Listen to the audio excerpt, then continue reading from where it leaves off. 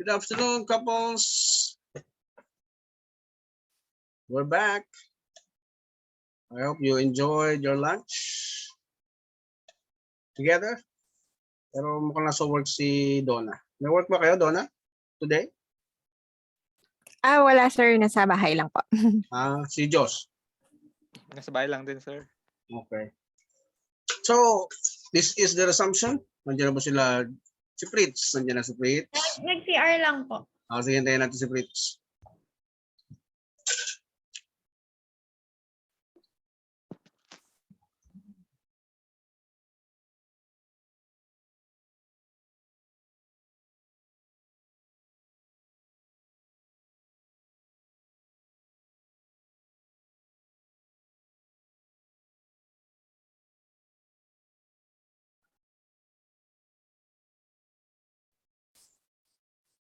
Chela, saan yung venue nyo? Sa ano po, sa Tagaytay po. Yung pangalan ng venue? Vilsome. Oo, yung Will Sumay. Opo. Sila Donna sa Rosemont. Tama no, Donna? Yes po, correct po, Rosemont. Rosemont Gardens. Yung venue na sasayad yung kotse mo sa pag-parking. Medyo malalim nga po sir. Oh. Parang bangin eh. Nakailang balik na rin ako dyan sa Rosemont.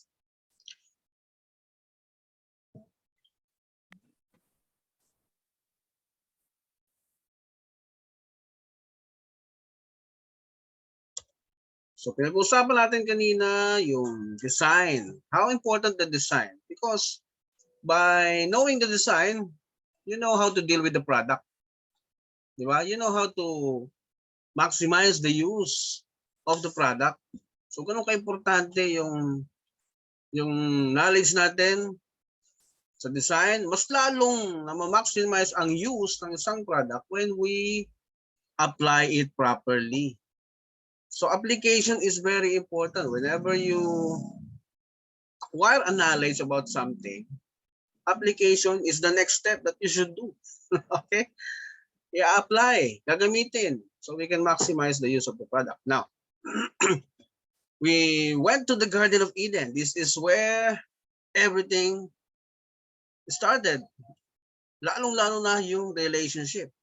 Lalong-lalo na yung marriage. Yan nagsimula sa environment which is called the Garden of Eden.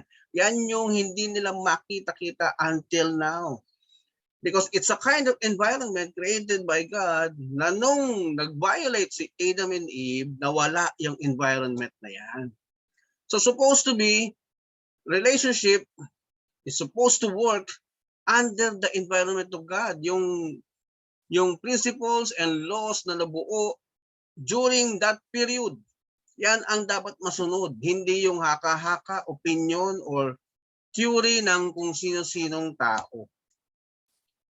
Yun ang dapat masunod. Principles and laws that happened during that Garden of Eden days. Napansin nyo, before Eve came, Adam knows nothing about bad things. Parang bata, di ba? Na walang kasalanan ng bata, walang naintindihan ng bata until he reaches the age of maturity. Ano yung age na niligta ng tao? Wala sa Bible yan eh, yung 8 years old, may pananagutan na, or juvenile law na yan. Tao na nagdikta niyan. Bakit? Wala kasi nakalagay sa Bible kung ano ba yung tamang edad. Okay? So, age of maturity kasi, hindi naman sabay-sabay nangyayari yan sa isang lipunan.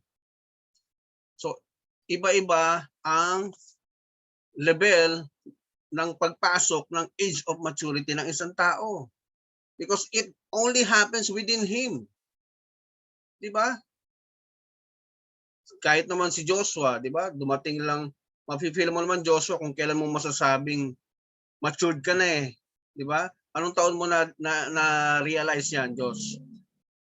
Na matured ka na? Mga 20s na po siguro. Oh, 20s na, di ba? Ganun din naman sa mga babae.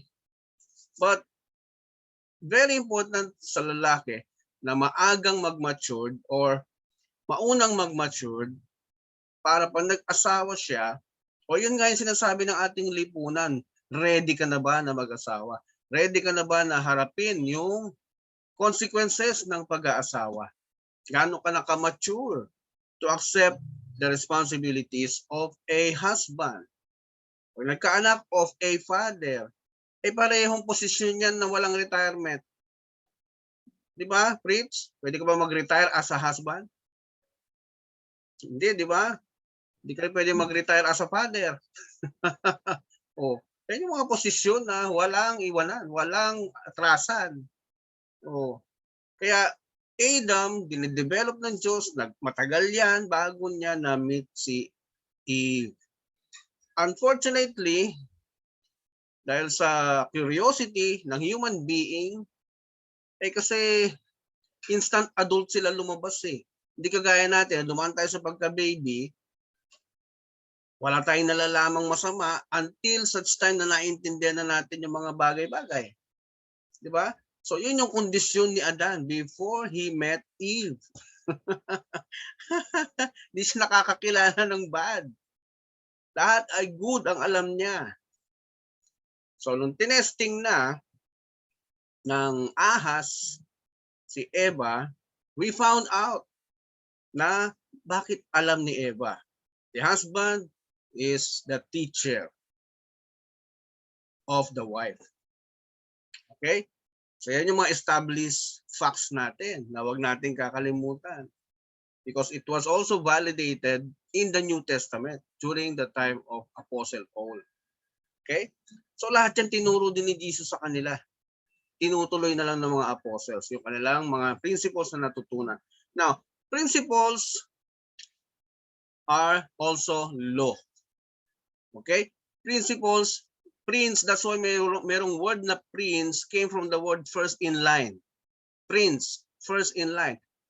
When you add Pauls, that is law. Principles, that means first law.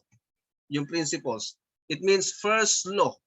Hindi mo makikita in print, but it is existing. Okay? Kaya nga, Joshua, mapapansin mo, pag nag-aral ka ng batas ng tao, pag merong law na pinag-uusapan, hindi ma-desisyonan ng Supreme Court, binabalikan nila yung deliberation. Napansin mo yun, Joshua? Opo, yung sa Constitution po. O, di ba? Pag merong Republic Act na nabuo, may batas, nagkakaroon ng confusion. Ano ba talaga tama? Binabalikan yung intent of the law. Binabalikan yung deliberation. Ano ba talaga ang intention ng law? Bakit siya nabuo? Bakit siya nag-umpisa? Kaya kung ano yung intent ng law, yun yung pinagbabasehan. Yun yung ginagawang foundation ng bawat Supreme Court decision. Tama, Joshua?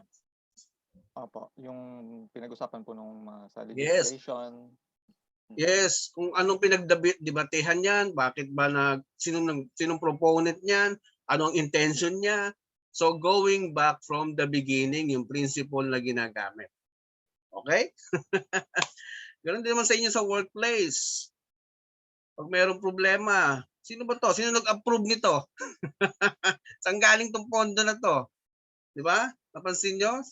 Ganun din. The solution is to find the source. Go back to where it all happened. Do not forget that principle. Now, eto na. Natutunan natin na si Eva ay designed to be emotional. The women are designed to be emotional. The name Eve also referring to the female species. Entire female species. Hanggat merong mundo, may nanganganak, these principles are referring to every female human being na manganganak. Hindi ito magbabago, hindi ito mapapalitan.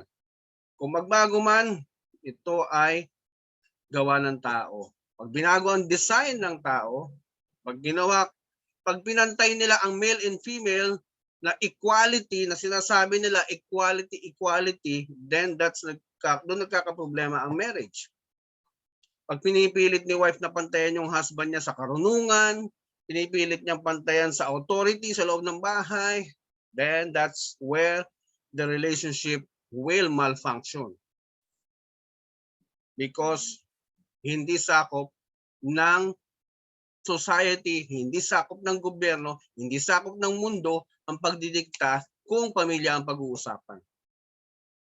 Okay? Intindihan nyo? Let's go to the sermon. Paano sila sinermon ng mag-asawa? Paano sila pinagagalitan? Pakibasa mga Diyos yung first box. To Adam he said, because you listen to your wife and ate fruit from the tree about which I commanded you, you must not eat from it. Cursed is the ground because of you. Through painful toil, you will eat food from it all the days of your life. Okay, thank you, Diyos. To Adam, he said, sabi ng Diyos daw kay Adam, dahil nakinig ka sa asawa mo, wait a minute, preno muna tayo. Ako din, pumreno din ako dyan. Bakit? Masama bang makinig sa asawa ng babae? Pinagagalitan siya. Kasi nakinig siya sa asawa niya. Bakit siya pinagagalitan? Pag-usapan natin yan. Di ba napag-usapan natin kanina na ang lalaki ang teacher sa wife.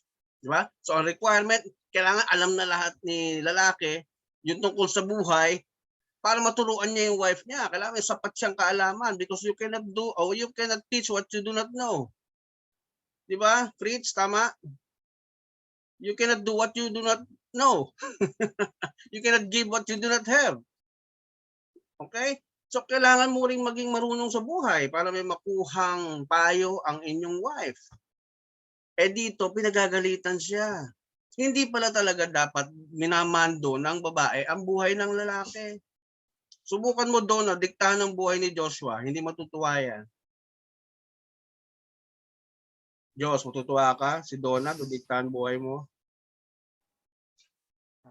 Hindi po. Pinag-aralan mo yan sa law? Yung feeling na yan? Hindi po. Wala yan sa law, di ba?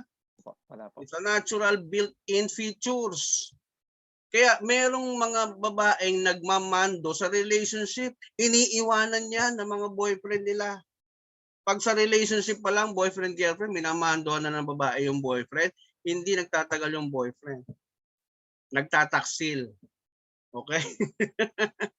Kasi nasasakal. Bakit? Hindi design ng babae to run the life, to run the program of the husband.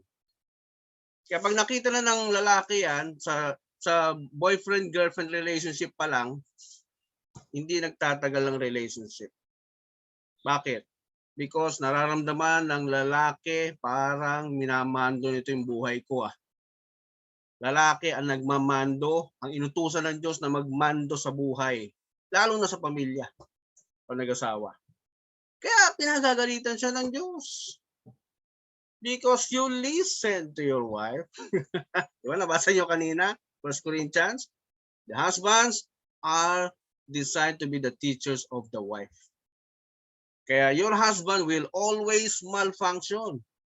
Pag minamandoan mo yan, lalo na kung sinisi mo, di ba malungkot, hindi pinupuri ni boss, halimbawa, umuwi si husband. Ikaw naman kasi, sabi ko kasi, umalis ka na dyan sa trabaho na yan, hindi ka nakikinig sa akin, tigas ng ulo mo eh. O, subukan mo gano'n din dahil si Fritz. Hindi matutuwa yan. Di ba, Fritz? Yes po.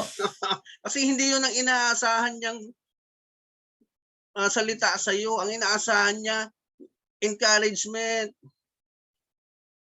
Hindi pinansin ng boss yung accomplishment niya. O di sa'yo kukunin yun. Dahil alam ko naman kaya mo yan, honey, sweetie. Naniniwala ako sa'yo kaya kita pinakasalan. O di ba? Ang saya ng uwi ni Fritz. Yung commendation na hindi nabigay ng husband, ng boss, sa wife na ibigay. Yun, yung mga detalye na kailangan nating inaalam na pag hindi natin alam yung design, talagang magmamalfunction ang relationship. Now, dahil kinig ka sa asawa mo, ano yung sumunod na sermon sa kanya? Cursed is the ground because of you. Bakit sinumpa ng Diyos ang lupa? Ano ang ibig sabihin nito? Hindi yung binigyan ng sumpa ng Diyos yung lupa. Sige, bungkalin mo hanggang sa lumabas, maghihirap ka. Alam mo ibig sabihin niyan? Nung single ka, everything was there, provided to you. Nung single ka, Fritz, gaya ng sinabi ko kanina, nandyan lahat ng pagkain, pambayad sa tuition na kailangan mo. Provided ng parents. Pero ngayon, nag-asawa ka na. Magdodoble kahit ka na. Bakit? Meron ka ng pakakaining baby. Meron ka ng bubuhaying baby. Oh, yung dating nai-enjoy mo, hindi mo na may enjoy. Pakakainin ka ba ni daddy, mami pag nag-asawa ka na? Hindi na, di ba? Anak, may asawa ka na, mahiya ka naman. Di ba? Hindi rin sila papayag, natutira kayo sa bahay nila, at tapos pagising niyo mag-asawa, maghahanap kayo ng pagkain sa mesa. Mami, daddy, may almusal na ba kami mag-asawa? Di ba? Hindi rin sila matutuwa. So yan yung sinasabi ng Diyos kay Adan. Dahil nag-asawa ka, through painful toil, you will eat food from it all the days of your life. Kasi nga magiging provider ka na ng lahat ng needs ng pamilya mo. Ano feeling pag nakapatong lahat sa balikat mo yan? Fritz, ano feeling? Mabigat po, mabigat. Di ba?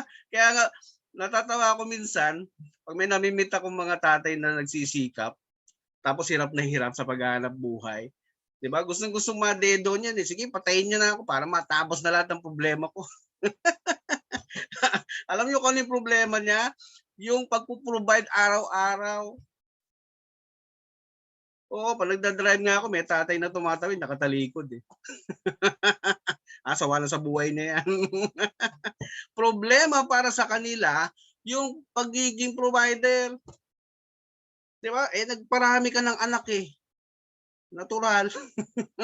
Yun ang mararamdaman mo. Ganun yun.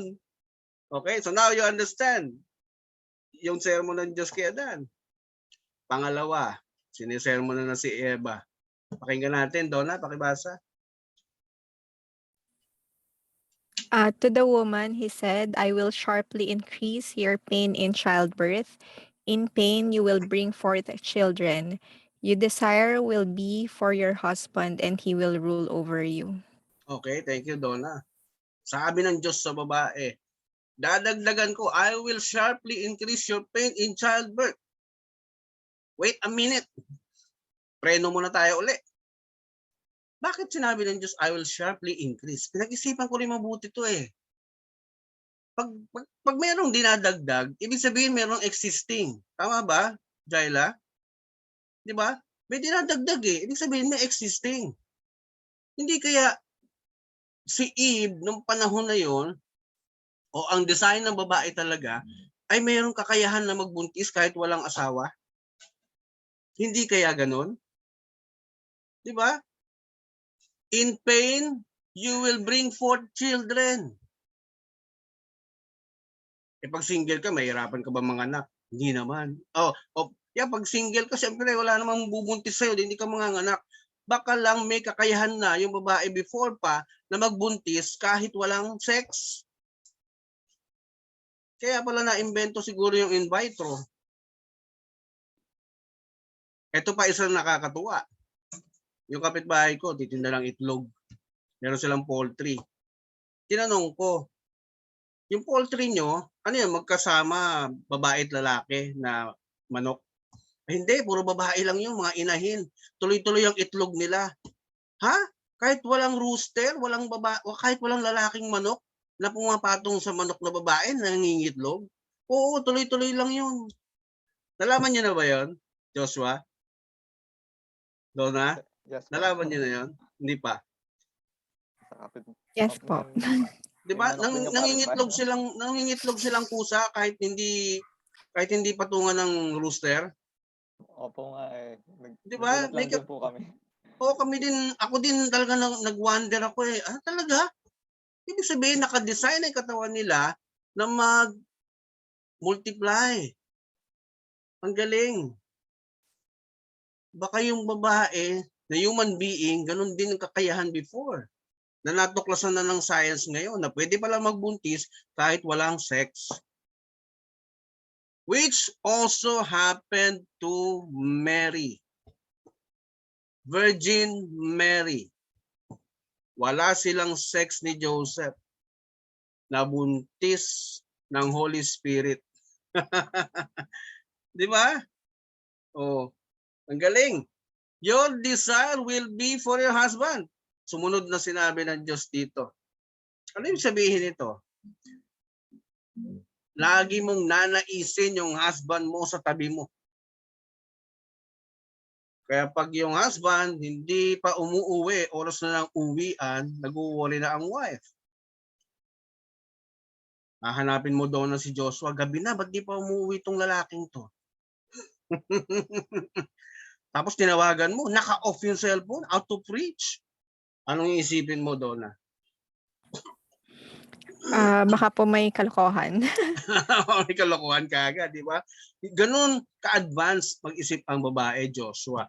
Kaya you have to open your lines of communication. Kasi nafe-feel nila yung desire lagi na makita ka, makasama ka, makauwi ka ng bahay because they feel the peace, comfort pag nandiyan na ang husband. Pag nandiyan na yung foundation ng bahay. Di ba nung bata pa tayo, pag nandiyan yung daddy sa bahay natin, we feel protected. Tama, Jaila? Pag nandiyan yung father, we feel protected sa bahay, di ba? Opo. Oh, nararamdaman din natin yun naturally because they are designed to be protector. So pag nag-asawa ka, husband ka na, protector ka na ng bahay, the wife will always desire for your presence. At magsisimula ang away if she does not know kung nasaan ka, Joshua. Okay? Hindi na uso yung let me explain, ha?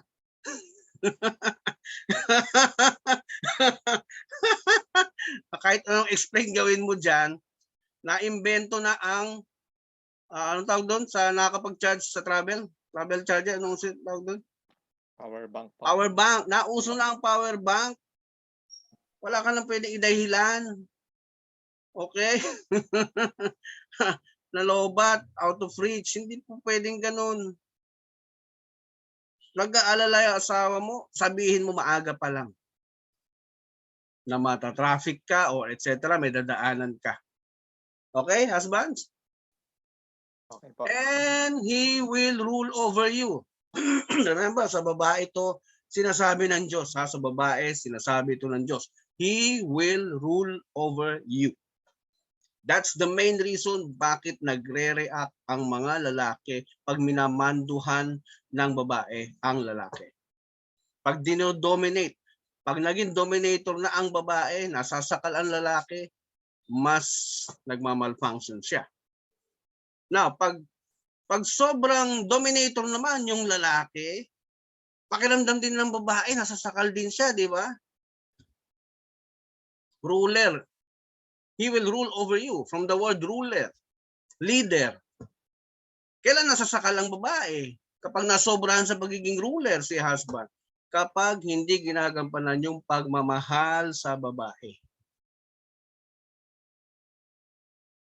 Okay? Hindi naman mararamdaman ng babae yung pagiging diktador mo eh. Kapag nararamdaman nila yung pagmamahal all the time, yung pagkikare all the time, yung pag-aalaga sa kanila bilang baby all the time. They will not bother you being the ruler of the house.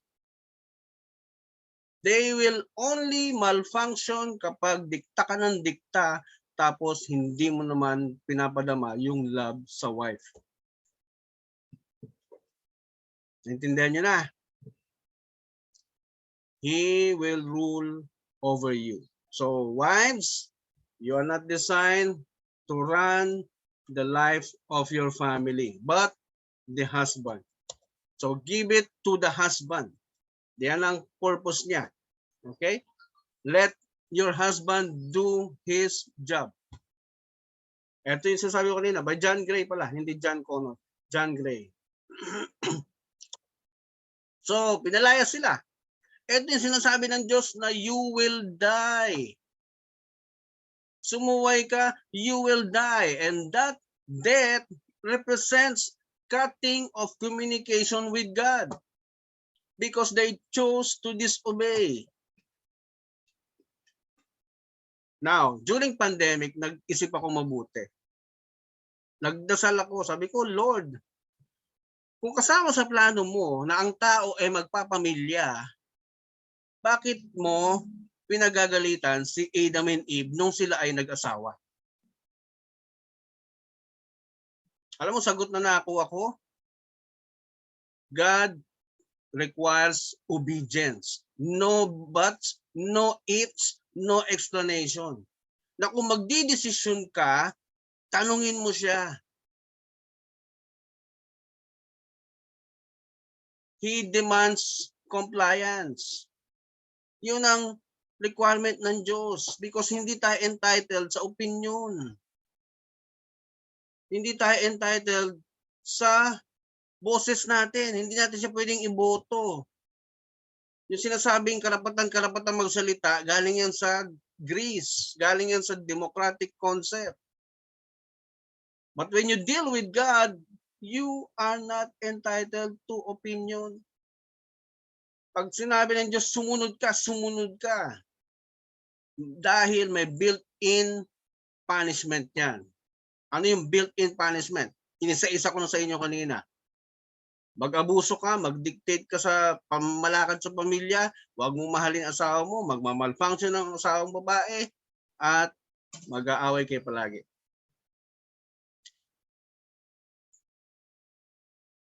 Yun ang nalaman kong sagot. God demands compliance. Magtatanong ka, Lord, pwede na ba ako mag-asawa? Siya na ba? Nagawa mo ba yan, Joshua? Opo. Napagdasal mo na. Lord, si Donna na ba talaga? Yes po. Nakikinig si Donna. Oh. Jaila. And Fritz, nakapagdasal ka na kay Lord. Opo. Actually, natanong ko po sa inyo kung si Jaila na po ba talaga. Hindi niyo po. Wow, galing naman. Yun din yung sinagot sa akin ng isang pastor na nakausap ko. Tinanong ba natin siya? Kinonsulta ba natin ang Diyos bago tayo nag-asawa? Kasi hindi kinonsultan ni Adan ang Diyos bago siya nag-asawa, bago siya sumuway. Kasi hindi naman kailangang iutos yung pag-aasawa eh. Kusa nating mararamdaman yun. But He demands obedience. Do not touch it. Alam niyo yung middle na sinasabi doon? Yung middle of the garden? Yung gitna? Alam niyo kung ano yun? Private organs. Hindi yung mansanas. Private organs yan. Na sinimulang hipuin ng ahas at nilaro-laro. Oh, na nagustuhan ni Eve, pinatikim sa husband, nakatabi lang niya. Yun ang nangyari dyan. Naintindihan nyo na. Kaya nga dun sa mga binasa ninyo, mapapansin nyo, nung hindi pa kinakagat, ang tawag sa kanila, men and woman, Adam and Eve. Nung kinagat na, ang tawag na sa kanila, husband and wife. Balikan nyo uli. Mapapansin nyo yun. Okay? Husband and wife na yung naging tawag sa kanila nung matapos nilang suwayin. Okay? So, walang endorsement, walang sinabing asawahin, galit ang Diyos because He demands compliance. Ganon din ang magulang naman natin, di ba? Every time magdi-decide tayo, kailangan ng magulang ng consent, papayag ba yung nanay at tatay. That is what God feels also. Okay? The parents naturally feel that. Na before ka mag-asawa, ipaalam mo sa kanila. Okay? Yun ang kailangan ng Diyos. Na magpaalam tayo. And napansin niyo yung, balikan ko yung salitang paraded kanina. Makikilala mo ang babaeng mamahalin mo sa lugar na nandun ka. As paparada lang ng Diyos yung mga prospects. Kaya nga yung brought her to the man means paraded. Makikita mo yan, makikilala mo yan sa lugar na nandun ka. Kung saan ka nandun. Madalas workplace, saan ka namasyal, mapapansin mo of all people, bakit siya yung napansin mo? Di ba? Joshua, saan kayo nagkakilala ni Donna? Sa workplace po. Workplace. Ilan yung office workers doon? Siguro po, yung sa ano namin, department, parang mga 15 po. Ilan yung babae? Siguro po mga 5 or 6 po. Of out of 5 na yan or 6 na yan, bakit si Donna lang napansin mo? Mm. Sila lang po yung single eh. Joke lang po. Joke lang po. But Siya po kasi yung but definitely, interesting po. definitely before mo ma-meet si Donna, meron ka ng mga checklist. Di ba? Yes po. Na napansin mo kay Donna. Di ba? Yes po. Thank you, Josh. Jaila and Fritz, saan kayo nagkakilala? College po. College days. Oh, for sure, ang College. daming babae niyan sa eskwelahan. Opo. Di ba? Pero of all the girls, bakit si Jaila yung napansin mo, Fritz? Actually po, before maging kami po, may girlfriend po ako nun. Then, since classmates po kami, parang nagsimula po kami as best friends. Parang ganun po. Okay. Tapos iba po talaga yung dating niya sa akin. Parang iba yung nararamdaman ko pag siya yung kasama o kausap ko.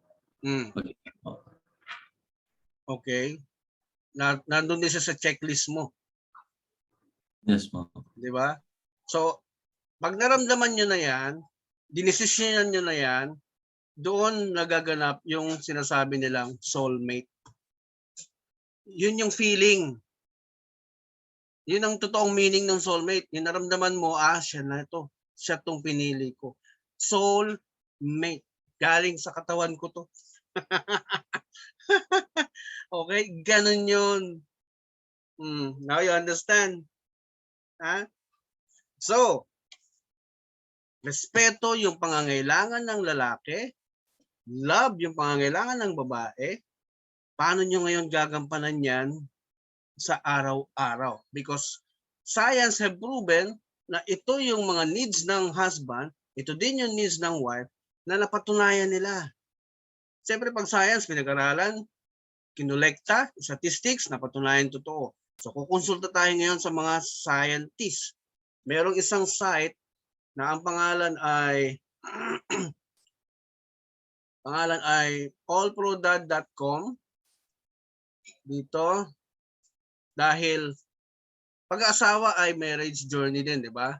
Kailangan natin ng GPS, kailangan natin ng compass sa biyahe because it is also a journey ng buhay na tatahakin ninyo. Let's have your GPS. Let's have your compass para maayos ang takbo ng inyong pamumuhay. Okay? This is from allprodad.com. Ni-screenshot ko because naka-align ito. Yung findings na ito, naka-align sa design ng marriage. So, bababasa ko sa guys, sa lalaki. Babasahin ng English, tatagalo or i-interpret ng isa. Ha? Joshua, Fritz, palitan kayo ha. Babasahin ng isa, i-interpret ng isa sa Tagalog. Okay? Para mas maintindihan natin. Number 1. Pakibasa, Joshua. Sleep. While the average person needs 7 to 8 hours of sleep a night to function at peak performance, women are naturally drawn towards needing more sleep than men. Many days, my wife will go to sleep before me and also wake up after me the next morning. And guess what? It's okay. Our wives need the extra rest and we should be pleased for them to get it when possible. Okay. Fritz, paki-interpret nga. As per ano po dito, need ng person is 7 to 8 hours sleep para fully maximize yung performance niya in a day. And then ang women daw is naturally drawn na maagang mag-sleep and mas maraming sleep na kailangan. Yan. Thank you, Fritz. Yun ang kaibahan ng male sa female. Ang male, dahil design ay protector, may malaking muscles. Sa babae, walang muscles. Unless mag-gym yan. Okay? Di ba? Protector ang design sa lalaki. So, sa babae, dahil galing sa flesh ng lalaki, yung strength nila may limit. Okay? Hindi weakness ang tawag ko diyan.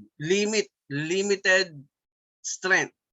Pero may kakayahan silang magdala ng bata ng 9 months, di ba? Yun ang nakakapagtaka. O, nakakapag-function pa rin sila kahit malaki yung tiyan, kahit mabigat ang tiyan. Nakakalaba, nakakapagluto, di ba? O, kaya sila kailangan ng mas mahabang tulog. Madaling mapagod. Kaya yung isang balding tubig nga, hirap silang buhatin, di ba? Tayo, lalaki, kaya natin, di ba? Kung mabibigat na bagay, tayo yung gumagawa. Personally, before I knew this, nagagalit ako sa asawa kong lagi extended ang tulog. Hindi ko pa alam to. Ang dami kong clients kailangan ko usapin, left and right, kailangan ko tulong niya, tulog pa. Alas 10 na, di ka pa tumatayo. Nung malaman ko to, nung mabasa ko to, nawalan ako ng karapatang magalit. O, iba ang nagagawa ng knowledge. Di ba? Nawalan na ako ng karapatang magalit, kaya kahit hanggang 12 siya matulog, okay, enjoy. Pag nagising naman, masaya yung mood, di ba? O. Number 2. Fritz. Words of affirmation. Your wife needs to be told that she is loved, that she is beautiful to you, and that she is valued. While as men, we enjoy our wife reaffirming us in our roles, we need to make sure that we are constantly feeding affirmation into her heart and life as well. She thrives upon being affirmed by you. This could be by way of daily compliments, praise in front of the kids, or handwritten notes of love and affirmation. Your wife needs to be told that she is loved, that she is beautiful to you, and that she is valued. Yan, paki-explain nga, Josh. Yung words of affirmation po, sabi po dito, yung wife daw is kailangan may constant words of affirmation sa kanya, like pagbibigay ng compliments or ng praises, including yung other handwritten or through verbal, kasi doon nila na-feel na they are loved and valued. So, ayun po. Tama. Thank you, Josh. Alam mo bang pag hindi nyo ginagawa ito, hindi nyo sinasabi yung pagmamahal, after marriage, wala nang time mag-I love you, wala nang time mag-compliment, napuprustrate ang babae. Yung ligaw ng ligaw, I love you, nung kinasal na, pabawas na ng pabawas. No? Dati every day nag-I love you, nung kinasal na, once a year na lang nag-I love you, tuwing anniversary na lang. Okay? Ayon sa survey, yan yung top 1 na kinagagalit ng mga babae sa mga lalaki, sa mga mag-asawa. Nag-survey. Mamaya papakita ko sa inyo. Kailangan ng babae yan. Hindi wants. They need that. Your wife needs to be told that she is loved, that she is beautiful to you, that she is valued. Never tell another opposite sex na maganda siya. That's dangerous. Dahil pag hindi niyo na sinasabi sa wife niyo yan, iisipin ng wife niyo, ano? Jaila, pag hindi na sinasabi ni Fritz yan, ano iisipin mo? May iba na po siyang sinasabihan nun. Ayun, automatic yan sa kanila, Fritz. Ha, Joshua, automatic sa babae yan. Pag hindi mo na yan sinasabi, may iba ka nang sinasabihan. At sisimulan ng check-in yung cellphone mo. Okay? Lalong problema yan kapag hindi niya alam ang password. Okay? Kaya huwag kayo magpapaniwala doon sa mga privacy na yan. Dapat may privacy din ng babae, ang asawa. Dapat may privacy sa isa't isa. Nababasa ko yan sa social media. Kino-comment ko, mga ulul. Privacy kayo. Kasi wala kang kamalay-malay, nagloloko na yung asawa mo. Imbis na maawat mo pa. 'Di ba? Kasama yun sa trabaho niyo sa isa't isa. Huwag hayaang mapunta sa temptation yung asawa. Kaya yung privacy na yan, kaululan yan. Ha? Huwag niyo susundin yan. Oh. Huwag sisiraan ng asawa sa harap ng mga anak. Magagalit talaga mga anak niyo sa inyo niyan. Ha, husbands? Kakampi lagi sa nanay yan. Kasi inalagaan sila. Wala. Yes po. Oo, okay? Oh. Number 3. Joshua. Quality time. More than anything else your wife wants from you, she wants more of you, and specifically more of your time. She wants you to talk to her, to spend time with her, and connect with her on an emotional and spiritual level as her husband. The only way that this can happen is through intentional spending and sharing your regular moments of time, prayer, and dreams together. Okay. Paki-explain nga, Fritz. Ayun, based po dito, kailangan po ng wife niyo is to give your full attention, and then makipag-bond and makipag-spend ng quality time sa iyong wife. And yun, magkaroon ng intimate time sa isa't isa. Thank you, Fritz. Ito ang nagiging problema dyan. Dahil si husband, provider, gusto ma-provide lahat ng needs ng pamilya, nag-o-overtime, nagdo-double job. Wala lang time for the wife. So anong sabi ng mga eksperto? Naka-red, intentional, sadyain, ilagay sa planner. 6 p.m., dinner time with my wife. Gawing regular. Pag sinabihan ka ng boss, overtime ka ngayon, Fritz, ha? Boss, may dinner kami ng asawa ko. Kailangan manindigan ka doon. Ha? Hindi pwedeng sunod-sunuran ka lang sa boss mo kasi madali magpalit ng boss. Fritz, asawa, mahirap magpalit. Tama po. Oo. Okay? Kailangan marunong ka manindigan doon. Boss, nagluto asawa ko. Favorite ko pa yung niluto niya. Mag-aaway kami noon, boss. Kaya kung may boss kayo na pamilyado din, maintindihan niya yun. Pero kung yung boss niyo bakla or divorce or annulled, nako. Dinner with your wife. Dito ka, tapusin mo trabaho mo. Okay? Kaya mamili kayo ng tamang boss, ha? Tingnan niyo yung background niya. Oh. Intentional spending. Sadyain. Number 4. Fritz?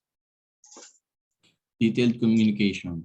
As men, we're satisfied with coming home, giving our wife a kiss, and hearing the words, "How was your day?" Good. And we're good to go. But more than your wife needs your lips, at the end of the day, she needs your ears. She has plenty of things to say if you'll actually ask questions and make yourself available to just listen. She also wants to know more details, not less, about you and your day as well. A good husband must learn to be both a good communicator and a good listener. Okay. Detalyadong communication. Paki-explain nga, Joshua. Based dito, sir, kailangan laging may constant communication between husband and wife, but hindi lang dapat na kailangan detailed. So there should be an in-depth or additional information, not just like parang okay lang or sakto lang. There should be parang conversation between them. So dapat constant and detailed. So Constant and detailed. Okay, thank you, Josh, for that. Alam niyo ba, naturally, ang babae ay madaldal. Kaya nga pag chismis pinag-uusapan, babae lagi ang suspect. Bibilis Diba? po ng balita. Oo. Kasi naturally, maraming kwento yan at may kakayahang magpakalat ng balita ng mabilis. At yan ay na-confirm nung nabuhay si Jesus Christ at ang inutusan niyang ipagkalat na siya ay buhay na ay babae. Sino yon? Nabasa niyo ba yon? Di ba? I am risen. Sino nakakita? Yung babae kagad. Yun yung inutusan niya because he knows the design of the woman. Mabilis kumalat na siya ay nabuhay na. Okay? Kaya nga pag may lalaki chismoso, di ba? Lalaki mong tao, chismoso ka? Di ba? Alam natin, deep inside, na it's not normal. Di ba? Oh, now, maraming kwento si wife, kailangan may oras ka makinig, husband. Dahil pag busy ka lagi, yung mga kwento niyan, lalabas ng bahay ang kwento. Kukwento sa best friend, kukwento sa kumare, sa bestie. O imbes na ikaw yung unang makarinig, lalabas agad yung problema. Baka meron maisingit doon ng problema. O kumusta naman kayo mag-asawa? Laging ang busy. Kahit nga sex, wala na eh. Oh, dangerous yan. Pag dumating kayo sa point na ganyan. Oh, now, kailangan ng babae daw detalyado. Oh, testing tayo, testing. Joshua, may client kang babae. Tapos, tinilit ka for dinner. Eh, pauwi ka na. Urgent. Sabi ng client, Josh, very urgent lang. Please, I need advice on this matter. I will, let's have dinner. Mabilis lang. Wala kang choice. Di ka nakapagpaalam kay Donna. Nung umuwi ka na, syempre magtatanong si Donna, bakit late ka na? Asan ka? Nagdaya bigla yung client eh. Pinakain ako, okay na. Tapos binaba ko na siya dun sa kanto. Tulog na tayo. Good night. Okay na, Donna? Okay na sa'yo yun? No po. Bakit? Bakit? Yun po, it should be detailed yung kumbaga yung information na sinasabi niya sa akin because if not, mas magsususpetsa sususpetsa ako kung ano yung Oo. Natural feeling yan. Ano pa gusto mo malaman? Pati kinain nila, di ba? Gusto mo malaman? Ano in order nyo? Oh, ano pinag-usapan nyo? Oh, now, kapag hindi nagdetalye ang lalaki, ang babae magtutunog investigador. Ano ang resulta sa lalaki? Maiinis si lalaki, maiirita. Ano ka ba? Wala ka bang tiwala sa akin? Bakit siya nagkakaganon? Kasi hindi ka nagbo-volunteer ng detalye. Baka may something na iniingatan ka. Di ba, Jaila? Yes. Oh. May iniingatan kang malaman niya. Oh, ganun yun. You have to be detailed. I-volunteer mo na. Bago pa siya maging investigador. Hindi kanyan tatantanan. Hanggang di niya nakukuha lahat ng facts and details. Okay? Clear, Joshua? clear po, sir. Very good. Thank you. Number 5. Fritz. An intimate physical affection. Every day your wife needs you to hug her, to give her a kiss, and to tell her that you love her. She needs non-sexual expressions of your physical affection. This might include brushing up against her as you walk by in the kitchen, wrapping your arm around her on the couch, or simply holding her hand while walking together through the store. All these things non-verbally communicate your love. They communicate to her that she is yours and you're thankful for it. Yan. Josh, paki-explain. Um, Based dito sir, kailangan daw araw-araw yung yung husband eh laging may physical affection towards the wife, but hindi naman yung non-intimate, rather parang dapat um, inaalalayan or inaakbayan pa rin, or Mm. meron pa rin holding hands kahit mag-asawa na, Mm. kasi doon napifeel ni wife na love pa rin siya ni husband. Yon, thank you, Joshua. Needs ng bawat wife yan. Malambing. Kaya kung hindi ka malambing dati, Fritz, kailangan mo maging malambing kasi needs ni Jaila yan. Same with you, Joshua. Kung hindi ka dating malambing, nahihiya ka sa public magyakap-yakap, needs yan ng wife mo. Be proud of your wife. Okay. Lalo na pag nag-mall kayo, tapos hindi ka makahawak, no? Hindi ka makaakbay, hindi ka maging sweet, nahihiya ka sa mall. Anong isipin ni Jaila? Bakit? Yeah. May girlfriend ka bang sales lady dito? Ha? 'Di ba? Ganun ang isipin ng wife sa'yo. Ha, Joshua? Rich? Yeah. All these things non-verbally communicate your love. Hindi kailangan na maging malaswa. Okay? Habang nagluluto, lapitan mo, lambingin mo, mukhang masarap niluluto ng wife ko ah. Mukhang bango ah, may konting akbay-akbay, yakap-yakap, di ba? Tapos may konting hugs. Lalong sisipagin yung wife magluto ng ganun. Okay? So, 5 things, araw-araw ito, because need ito. Balikan natin isa-isa para mas matandaan. Dahil siguradong i-remind to sa inyo ng inyong mga wives kapag nakalimutan nyo lang gawin. Kaya nga ilaw ng tahanan tawag sa mga babae. Mga bagay na nakakalimutan ng husband, iniilaw ng wives. Okay? Ganun yun. Nung bata ako, di ko maintindihan yan. Bakit tinawag na ilaw ng tahanan ng mga babae? Mga nanay. O, sila pala yung taga-remind. Ha? Husband, need ng babae ang sleep araw-araw, ang words of affirmation, quality time, detailed communication, and non-intimate physical affection. O, ito na yung survey na sinasabi ko. From the book, Mag-asawa Di Biro by Vic and Avelyn Garcia. Meron silang program sa Channel 2, ABS-CBN. Ito yata yung pangalan ng title. Ano title nun? Problema mo, sagot ko. Sa kanila yata yun. Yun yung title. Studies, palagay dyan sa book na yan, top 6 na kinagagalit ng mga babae sa mga husband ay ito. No, I love you. After a few years of marriage. Saying harsh words to your wife. Top 2 na natanggap sa survey. Top 3, malilimutin ng mga lalaki sa special dates and occasion.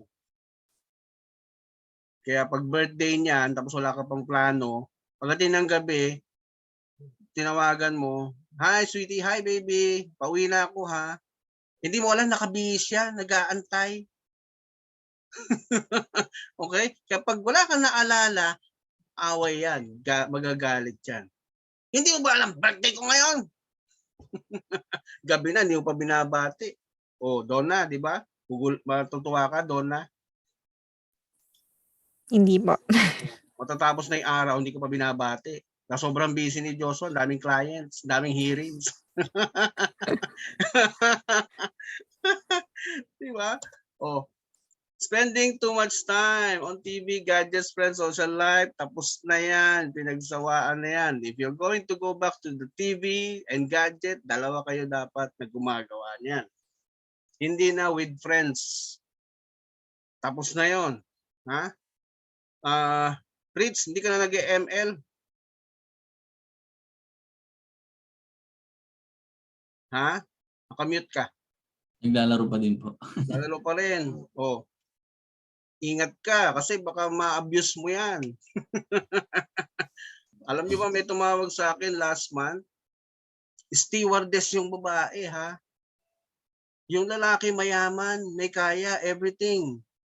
He can provide everything. Sabi nung stewardess, lahat ay napoprovide niya. Except for one thing. Kaya kung lumalapit sa'yo, Papa Angelo, may reklamo pa rin ako sa kanya. Bakit? Lahat naman pala meron na. Ano pa reklamo mo? Hindi niya ako minamahal. Hindi ko maramdaman minamahal niya ako. Lagi siya nagmo-Mobile Legend. Issue rin kasi yan talaga. Because hindi lang sa pagkain daw nabubuhay ang tao. Oh, issue talaga yan. Gawain ng binata yan. So, iwan mo na yan, Fritz, ha? Kung nagkakapera ka dyan, then go. Basta bibigay mo kay Jaila. Okay? Shy when expressing your feelings to your wife in public place. Pagdududahan ka talaga. Pag nahihiya ka. Baka may sumusunod. Baka sumusunod siya. Delikado, ha? Not showing genuine concern. Pinasa na ng tatay nila ang responsibilidad sa atin bilang husbands. Kaya merong giving away of the father and the bride sa wedding. Yun ang meaning niyan. Oh, groom, yung responsibilidad ko sa daughter ko, ha? Pinapasa ko na sa'yo. That's why merong ganong eksena sa wedding. You will always be responsible for whatever yung binibigay ng tatay niyan, ikaw na magbibigay. Okay? And in one word, naalala nyo ba, yung wife's greatest need ay what? Joshua.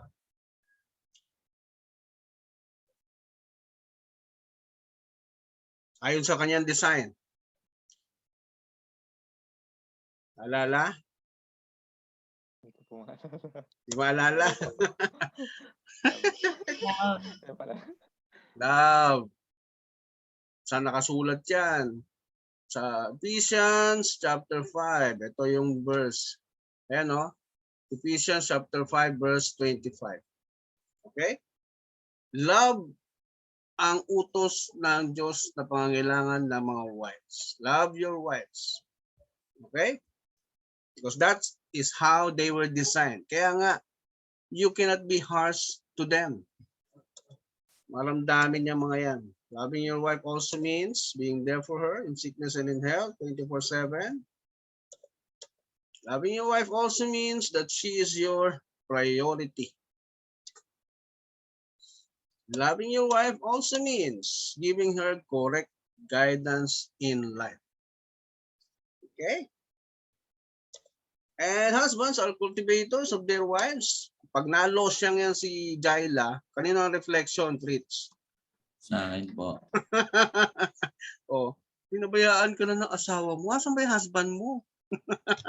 Yan ang magiging judgment ng tao. Kasi they expect the husband, they naturally feel it, the husband to be the cultivator of the wife. Eh pag laging blooming si Jaila, laging pretty, laging blooming na ang tawag doon, yung aura talagang bouncing. Kaninong reflection, Fritz? Sa akin din po. Tayo din. Kaya pinupuhunanan nyo rin yan. Pag nagpa-parlor yan, ikaw ang magbabayad. Mabigat sa kalooban nila yan na bayaran. Tama, Jaila? Opo. Oh. Oh, ngayon ako confirm na. 'Di ba, Donna? Oh, Tama po. pag nagpaliban si Donna, masama sa loob niya na siya magbabayad, Joshua. Kaya mag-volunteer ka na, nahihiya kasi magsabi din yung mga yan. Kailangan mag-volunteer. Pag nagsabi yan na magpapalibanda ko, hindi yan basta nagpapaalam sa'yo. Humihingi yan ng budget. Okay? Joshua? Okay po. Kaso Okay? pag nasa kanya na po yung budget. Oo. Ha? Hindi yan basta for your info na magpapariban. Please pay for it. Yun ang ibig sabihin nun. Okay po. Pag nagsabi yan na nauuhaw ako, ang isasagot mo, kukuha ako sa baba ng tubig. Dahil hindi yan mag-uutos. Okay? Kaya dapat maintindihan nyo, read between the lines yung sinasabi ng mga wives. Okay? Okay po. Matutunan. Cultivator. You pay for your wife's beautification program. Kung ano tinanim mo, siya nga anihin mo. Nandun din yan. Yung principle na yan. Okay. Knowledge of God's true design of the family is very important. Ito na. Wives and husbands. Yung role nila, yan. Nasa graph na yan.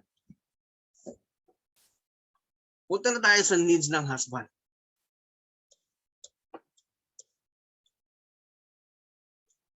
Yung helper na description ng Diyos sa babae, if you trace the word helper, it means ezer.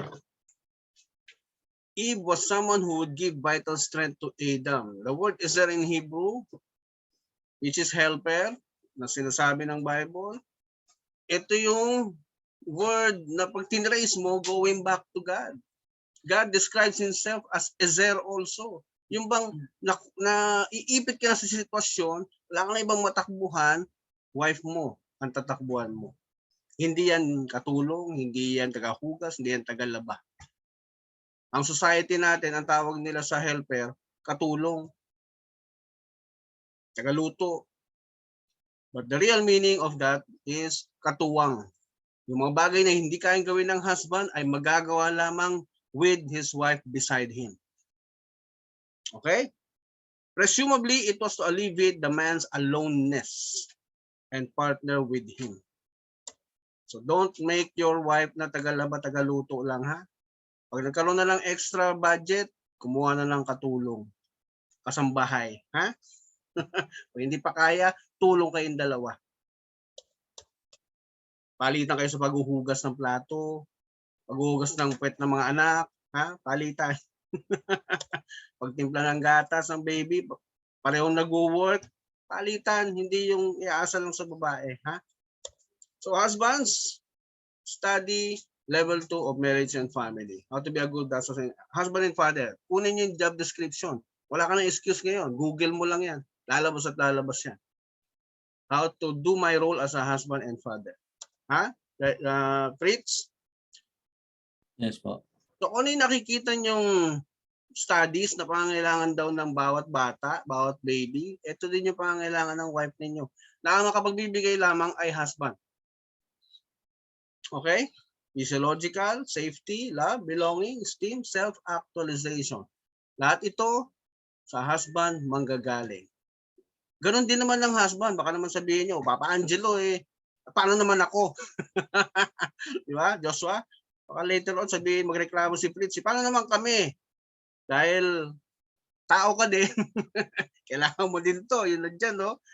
Andyan yung physiological, safety, love, belonging, esteem, actualization. Ibibigay yan naman ni wife.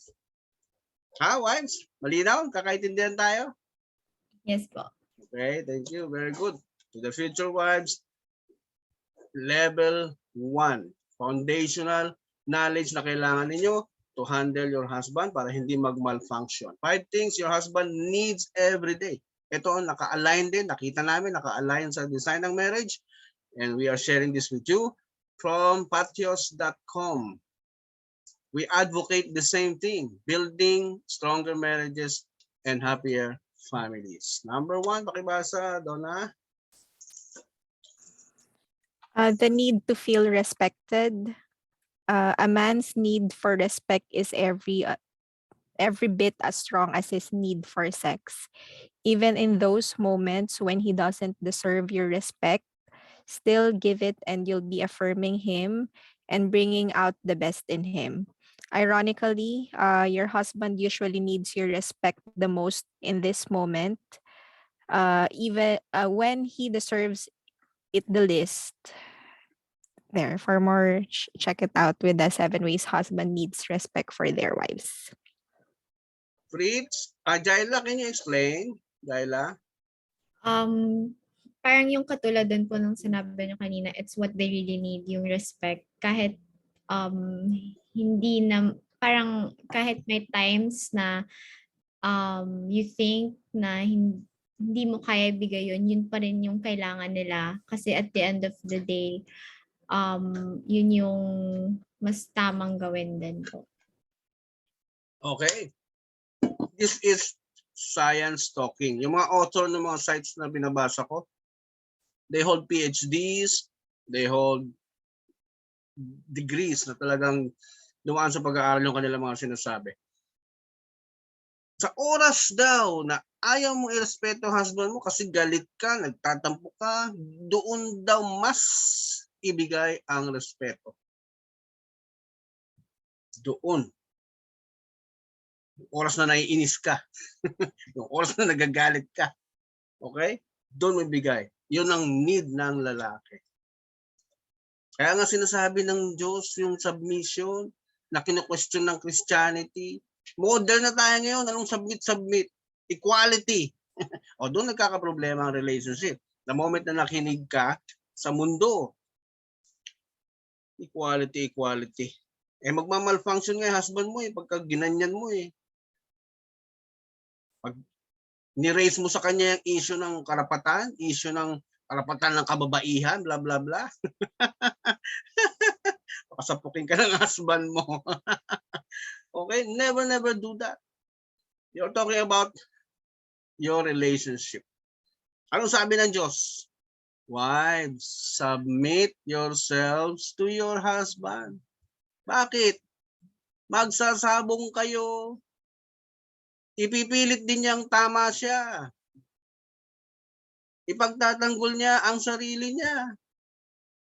Kaya pag hindi ka nag-submit, hindi ka nagpakumbaba, hindi ka nagrespeto, magsasabong kayo. At ganyan ang nangyayari sa mga cases ng violence against women and children. Gusto ng babae, away, gera. Kasi pinipilit din niyang tama siya. Basahin yung mga Bausi cases kung saan nagsisimula. Diyan nagsisimula. Sa equality. Okay. Okay, next. Number 2. Jaila, ikaw na ba? Ikaw na magbabasa? The need for reflection. Most men have a hardwired need for daily silent reflection. They need to unplug and decompress.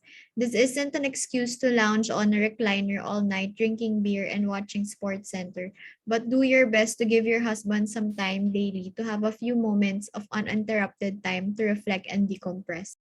Thank you, Jaila. Totoo pa rin sinasabi ng science na men are logical. No? They need to unplug and decompress. Kaya may oras na ayaw makapag-usap sa iyan Gusto niya mapag-isa. Ibigay natin yun, Donna, ha? Jaila, ibigay natin. Oh, Pero tandaan ninyo, a few moments ang sabi dito, hindi a few days. Ha? honey, sweetie, magbabakasyon muna akong Boracay. Me time, ha? Kailangan ko to, di ba? Sabi ni Papa Angelo. Boracay, tapos mag-isa. Hindi pa payag si Jaila niya, away yan, di ba? Jaila, gulo yan. Opo. Diba, Donna? Oh. Gulo yan. Ang sabi, few moments. Okay na ba yung 2 hours sa'yo, Joshua? Me time? Okay na po. Okay na sa'yo, Donna? 2 hours o 1 hour lang? okay na po yung 2.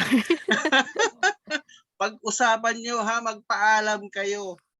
Kailangan both agree. Ha? Okay. Number 3. Donna?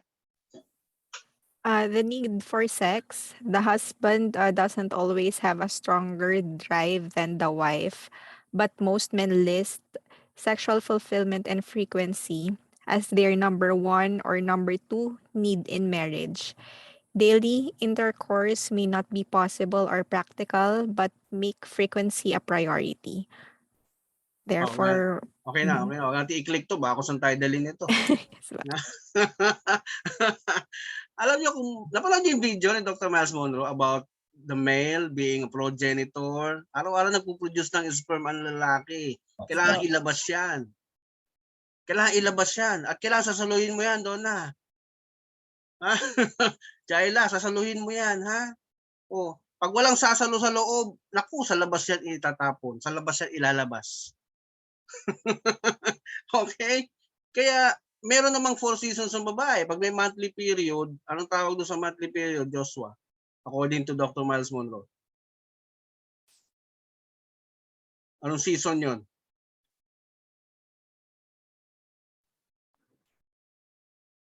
Winter. Winter, di ba? Oh, Po. Winter pa nga po pala. magtiis. Fritz, magtiis. Pag winter season ni wife. Dahil after winter, ano susunod? Autumn. Taglagas, di ba? Mawalan ng gana. Then, spring. Dahan-dahan na uli mabubuhay yung puno. Tutubo na uli mga dahon. Ano sunod sa spring? Summer. Pag summer time na, wife pa mismo ng yayaya. Pwede na ako mamaya. Okay? So alam nyo dapat, Joshua and Fritz, yung summer, yung winter time ng wife, ha? Alam nyo kung kailan ka bubuelo, ha? Kasi nakaka-discourage yan, yung excited ka, tapos malalaman mo, dahil hindi mo tinandaan yung men's period, asa ka ng asa pag uwi, makaka-score ka, hindi naman pala. Oh. Tandaan, ha? Okay? Huwag ilalabas yan sa labas ng bahay. Sa loob lang. Okay? Number 4. Jaila? The need to feel productive. Men can gain deep levels of satisfaction, energy, and self-respect from what they produce daily through their career and or service. Men want to know their work is making a positive difference. Affirm your husband's work inside and out the home and look for ways to encourage and support his endeavors. Yan. Laging ninanais ng lalaki na maraming accomplishments at the end of the day. Frustration sa amin yan, yung may mga naiwan pang trabaho na hindi natapos. So minsan naman kahit na maging kumpleto lahat yung nagawa, na-accomplish, si boss, wala man lang tap on the shoulder. Good job. Wala man lang ganun, di ba? Mostly pa, kukunin ng boss yung credit eh. Ako yan. ako gumawa niyan, di ba? May ganun eh. O, anong gagawin naman ng wife pag uuwi si husband na lulugo-lugo? Donna, anong gagawin? Instead po kayo yung parang mag-affirm sa kanya that he did his job very well. Yan. Affirm your husband's work inside and outside the home. Yun ang ini-expect ng husband.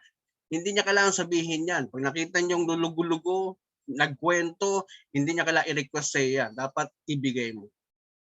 Ha, wives? Next, number 5. Ikaw na yata, Donna. The need to feel strong. Every little boy wants to grow up and be a superhero, and grown men still hold those the same desires to be strong and heroic. Regardless of how much or little we can bench press or the size of our love handles, we want to feel like powerful protectors of our families. A wife's words and actions have the power to make a husband feel like a hero. So build him up and help him become the best version of himself. Yan. Laging nafe-feel din ng mga husband yan. Kailangan laging ready, protected ang family. May oras na nadidepress eh. Di ba? Human being lang eh. Merong mga discouragement sa labas. Nadidepress din ng lalaki. Nangihina. Okay? Sa babae, kukunin yung strength, yung lakas. Kaya nga yung principle na yan eh.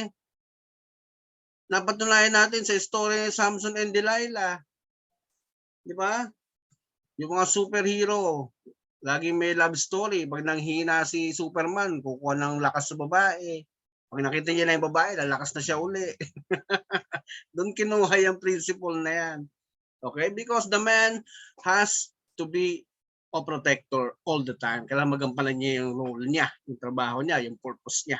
So 5 things, balikan natin sa isa. Number 1, the need to feel respected, the need for reflection, the need for sex, the need to feel productive, and the need to feel strong.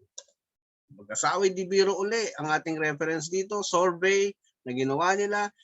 Top 6 na kinagagalit ng mga husbands. Number 1, ano kaya number 1? Nager na babae, maingay na babae. Kapag nager ka, hindi uuwi ng maaga husband mo. Hintayin niyang pagod ka na. Okay? Mamaya alas 10 na ako uwi. Pagod na yun, nakahiga na yun. Hindi na ako bubungangaan nun. Okay? Make your home or make your house a destination of your husband after every pagod sa work, pagod sa biyahe. Yan lang ang hinahabol naming marating kagad. Bahay. Tama, Joshua? Tama po. Oo, kasama dyan yung maayos na bahay. Nasaan na yun? Disorganized home. Pag umuwi, kailangan organized. Merong couple na nagreklamo sa akin. Alam nga naman ako lagi maglilinis ng bahay namin, Papa Angelo. O di sabay kayo maglinis. Problema ba yun? Kung pagod ka rin sa work, o husband, dumating makalat, tulong. Sabay niyong linisin kung sino mauna. Okay? Okay? No respect to husband's time at work, family members or friends. Dapat nire-respeto natin. Pag 8 to 5, pag-aari ng employer yan. Alam mo nasa work, anong nasan ka? Anong gawa mo? Nasa work nga eh. Huwag nating guluhin, okay? Pag nagpaalam, pupunta sa family members, huwag guluhin. Pag nagpaalam naman at pumayag ka, hayaan mo, okay? Number 3, big spender wife. Galit ang lalaki sa mga gastos ng babae kahit na pera nyo yan. Yan yung in-explain ko kanina. Kahit na sarili mong pera yan, nagre-react sila. Nagre-react ang husband. Di ba? O, dishonoring husband in financial resources. Lack of trust to your husband. Magtiwala ka. Kaya nga husband, your role is to volunteer the detailed information para hindi sila mag-investigador, tunog investigador. Disorganized home is a sign of dishonoring your husband and no consent of the husband when going anywhere. Saan ka man pumunta, kailangan may approval lang husband mo. Hindi yung, andito ako sa friend ko ha, for your info, hindi ko nasabi kanina. O pag ganun ginawa ni Donna, Joshua, how will you feel? Hindi parang medyo parang feel like disrespected. Husband ba ako? Di ba? Ano yun? For your info na lang? Okay? Kasi ano man mangyari sa inyo, Donna, Jaila, pananagutan ng inyong husband. Pinasa na nga ng father nyo yung responsibility sa kanila.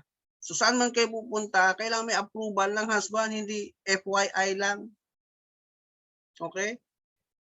Lalong-lalo na pa nagkagalit kayo, nagkatampuhan kayo, ayaw magpaalam. Lalong magagalit yan.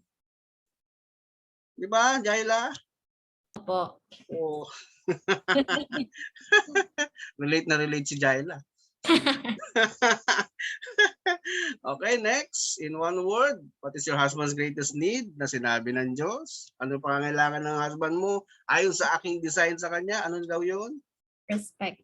Respect. That's the exact word na ginamit ng Diyos na need ng husband mo because no one knows the product other than the one who manufactured the product. Okay? Respect for the husbands as king, love for the wives as queen. Pareho nandyan yan sa Ephesians chapter 5. Pati yung submission nandyan. So, respect means not yelling or shouting at your husband. Subukan mo sigawan yan si Fritz, Jaila. Tinan mo kung matutuwa yan. Hindi matutuwa yan. Okay? Respect also means not to sound sarcastic to your husband. Hindi matutuwa yan. Mawawalan ng gana sa iyan. Yun ang ingatan ninyo. Pag nawalan ng gana yung husband because of disrespect issue. And do not ignore your husband. Kaya nga ganun kalaki ang issue na yan eh. Yung respect na yan eh sa husband eh. Ganun kabigat na issue yan. Do not also insult your husband. Mas malaki sahod ko sa iyo ah. Oh, ba't ka magagalit? Para sa bahay naman to. Do not do that to your husband. Kahit na pera mo yan, tell your husband his approval. Baka he has something better. No? Baka nag-iipon lang pala siya ng pambili. He has a better idea about that. May much better siyang product na gustong bilhin. You consult your husband. At huwag kang magdadabog sa harapan ng husband. Ha? Huwag mo pagbabagsakan ng pinto. Si Joshua doon na hindi matutuwa yan. Okay.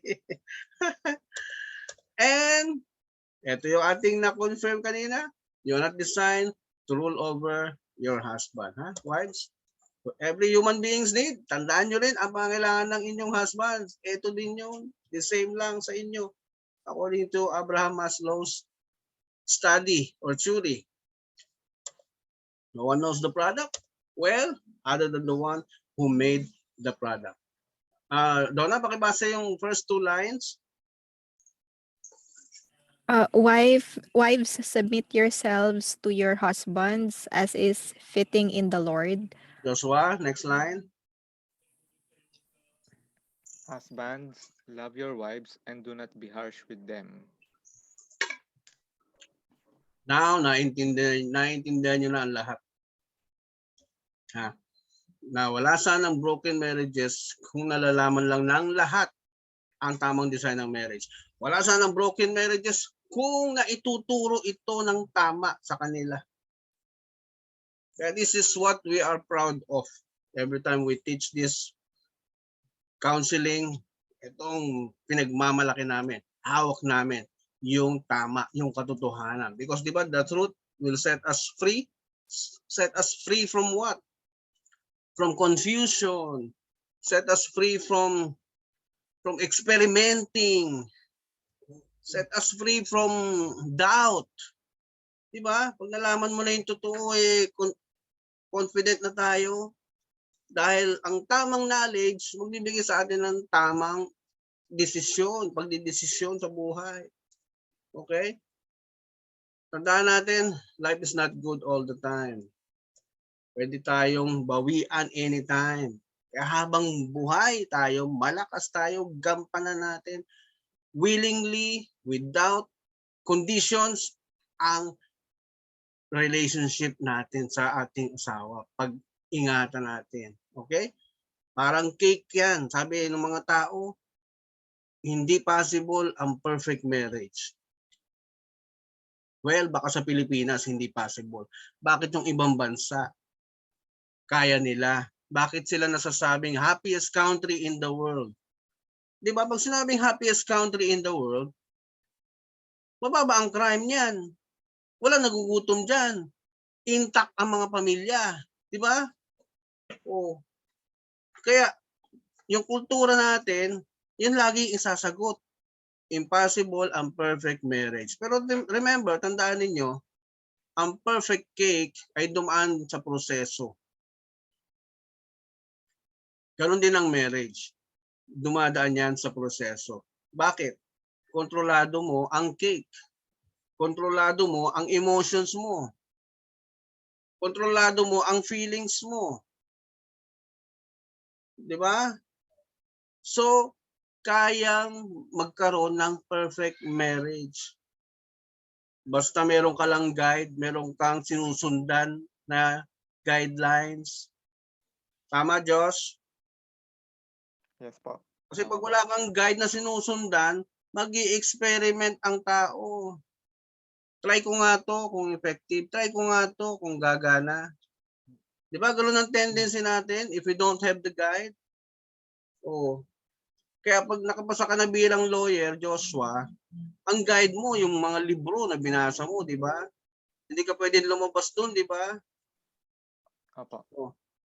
Nakatali ka doon kung anong sinasabi ng batas. Kaya pag nagbigay ka ng opinion outside the books, outside the law books, nasabihan kang ignorant, di ba? Ignorance of the law or the grave abuse of discretion, blah, blah, blah.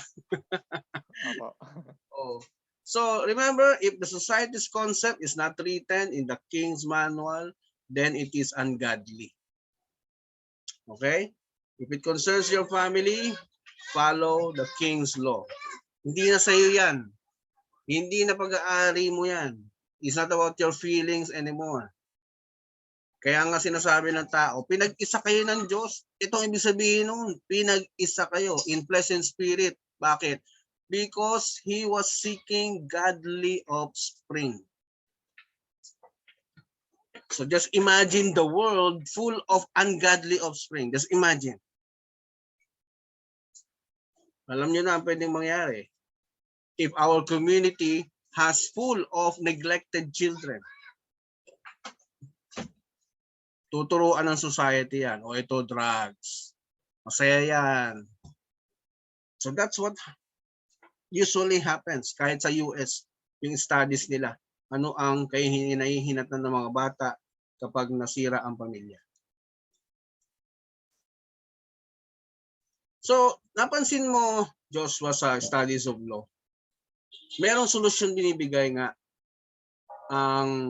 may solusyon binibigay ang batas ng tao kapag nagloko ang asawa. Pag hindi ginagampanan yung love and respect na mag-asawa, anong solusyon, ha? Balikan natin sandali. Very quick lang. Yung solusyon na binibigay ng tao, batas ng tao, is nagbibigay ng shattered memories. Okay? Shattered memories ang binibigay niya. Kahit na may rights and obligations. Ito, pakita ko sa inyo. Ito daw ang remedies ayon sa family code kapag daw hindi nagampanan ng asawa ang kanyang role. Fritz, pakibasa mo nga.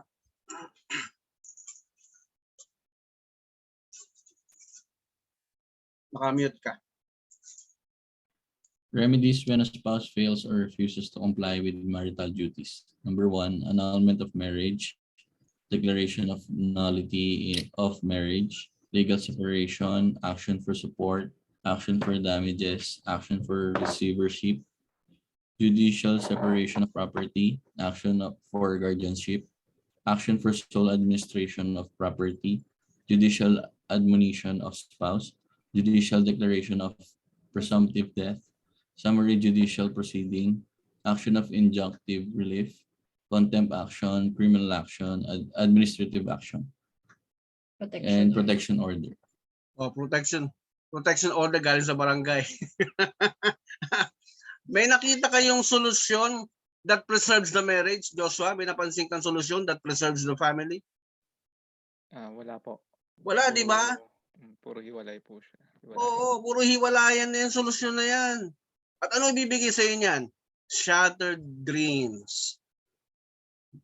Kahit na anong saya ninyo, nung makawala kayo, dala-dala nyo pa rin yung mga masasayang alaala na magiging bitterness.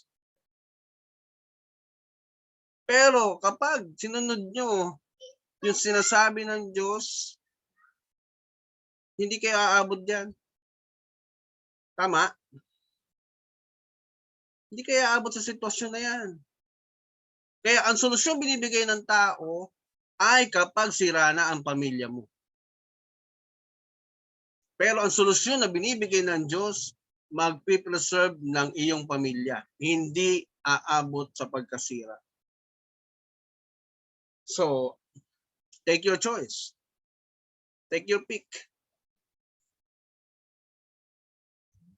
Now, according to Harvard, ang pinaka mahabang nabuhay at healthiest people, happiest and healthiest people on earth are those who invested in relationships. They studied that for 75 years. Sinundan nila yung buhay ng mga tao. They chose particular families. Makikita niya sa YouTube, how did they do it? Panoorin nyo.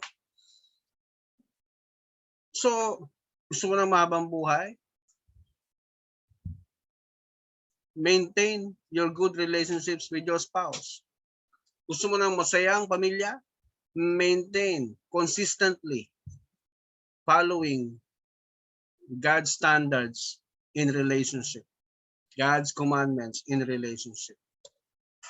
Dahil ituturing kang wise man kapag sinunod mo yung sinasabi ng Diyos. Kaya may nakikita kang couples na masaya, sweet, because they chose it. Pinili nilang maging masaya at kompleto. They decided on it. Kapag alam mo, ina-apply mo, you become a wise man. Malayo pa lang yung problema, malayo pa lang yung bagyo, tinatali mo na yung bahay mo, your house will stand stronger. Okay? So focus on your journey towards the happy family life you both want. How? Stay on course. Stay on your lane. Walang liliko, ha? Don't break the trust. Dahil the moment na sinira mo yung trust ng asawa mo, parang baso yan na binasag, na may lamat, na kahit anong ganda ng epoxy ilagay mo, the lamat is still there. Tama ba? Di ba? Nandun pa rin yung lamat, kahit anong gawin mo. Let me explain. Wala na. Do not break the trust. Do not even attempt that. Okay? Magproteksyonan kayo sa isa't isa. Huwag niyo hayaang matempt yung bawat isa sa inyo. Pag may nakita ka na, naramdaman ka ng signal, kausapin mo na siya.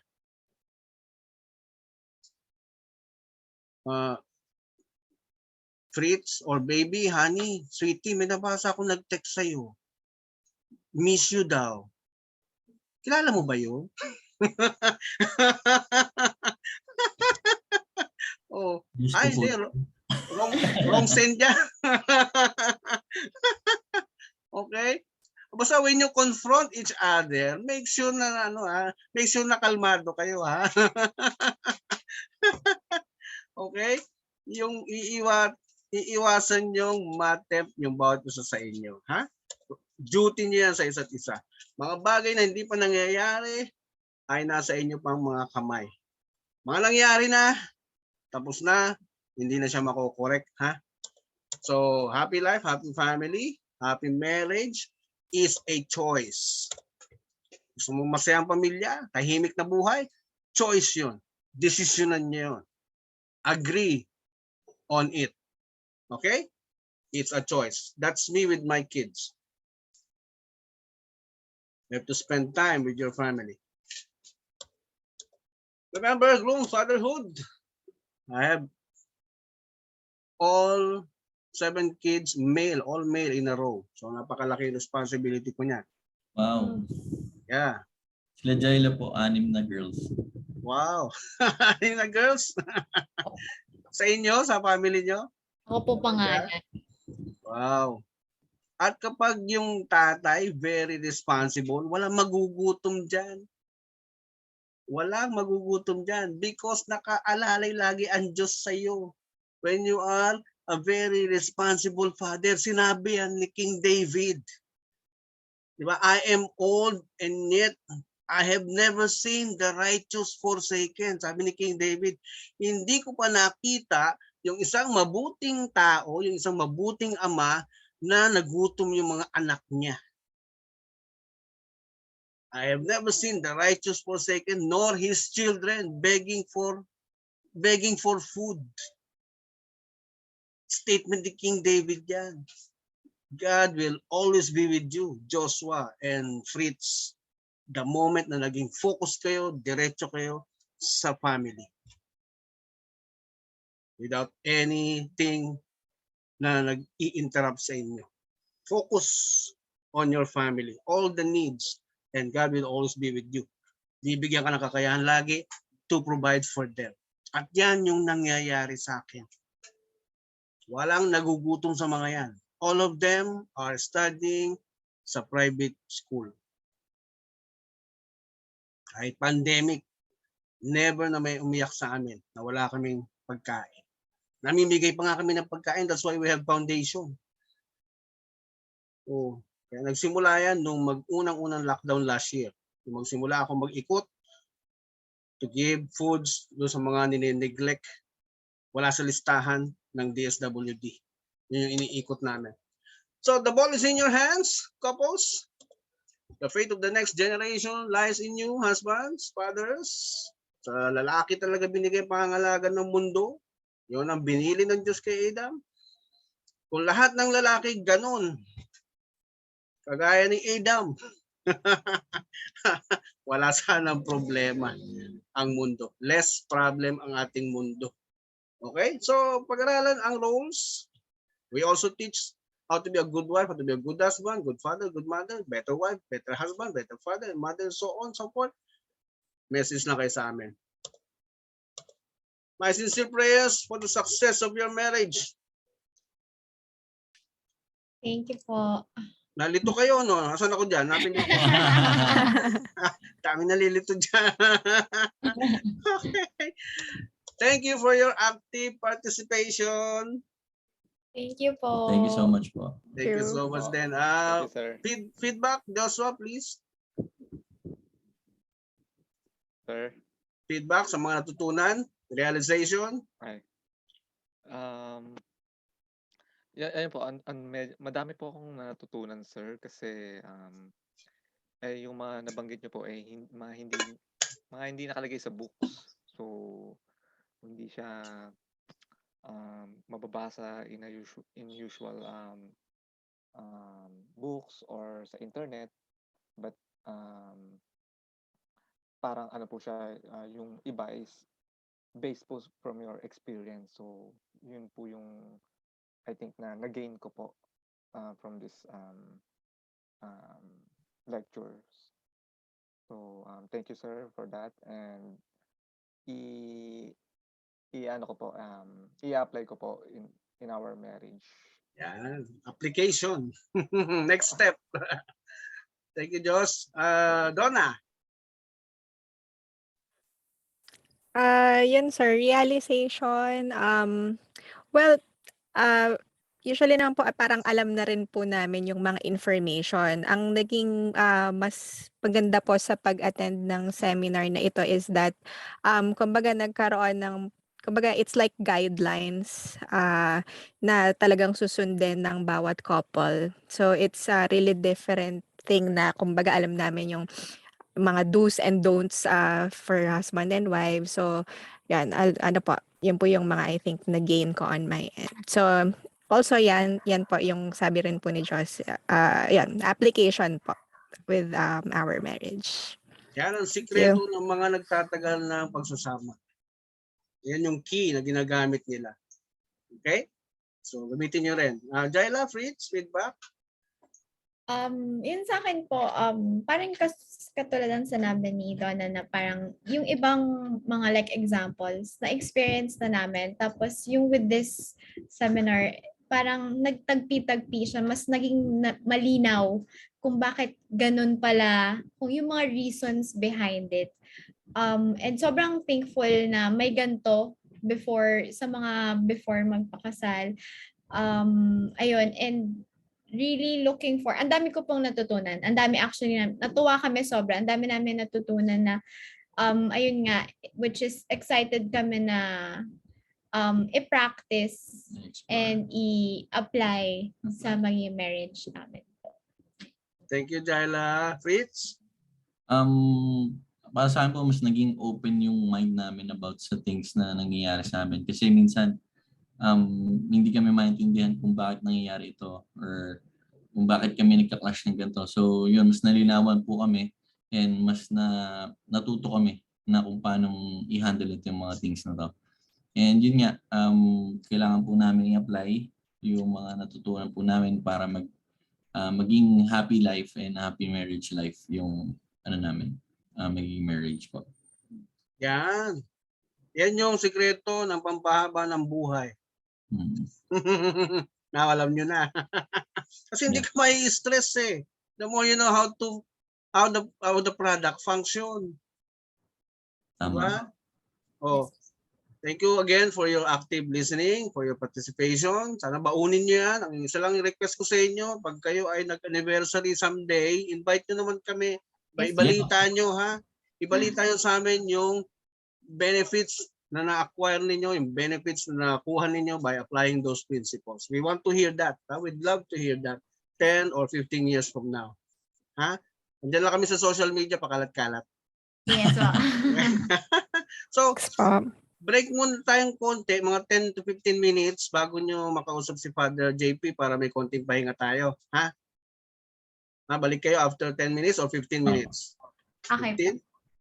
50. Like 10 lang po. Okay lang po sa amin. 10, pwede na? Doon na? Diyos, sa inyo? Yes Okay po. lang po. Sige. Pasok lang kayo the same link. Mamaya-maya, andyan na si Father JP sa Okay po. Zoom room. So, break muna, ha? Thank you so much po. Thank See you. you Thank you then. po. Bye. See you soon. See you, sir. Thank you. See you.